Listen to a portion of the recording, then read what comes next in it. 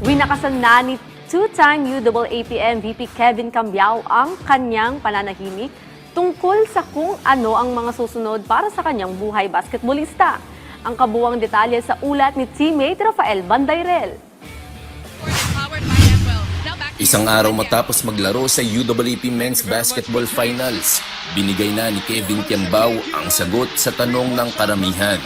Kung ano nga ba ang susunod para sa kanyang basketball career. Bago pa man kasi matapos ang UAAP season, marami nang naniniwala na tutungo na siya sa South Korea upang pasukin ang mundo ng professional basketball.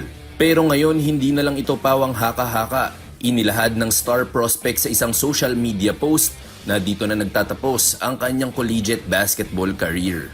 Kinumpirma rin ni Cambiao na maglalaro siya para sa Sono Sky Gunners ng Korean Basketball League upang simulan ng bagong kabanata ng kanyang karera. Pero hindi matatapos sa Korea ang mga plano ni KQ para sa kanyang hinaharap.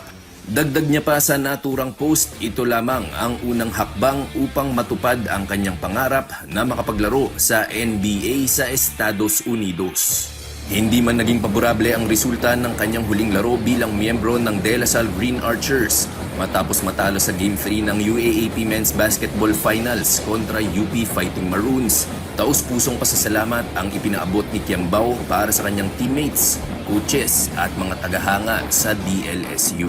Naging makulay at masagana ang collegiate basketball career ng 23 anyos na forward. Sa kabuuan ng kanyang termino sa DLSU, nakapagbulsa siya ng 2 season MVP awards, isang men's basketball championship at isang finals MVP.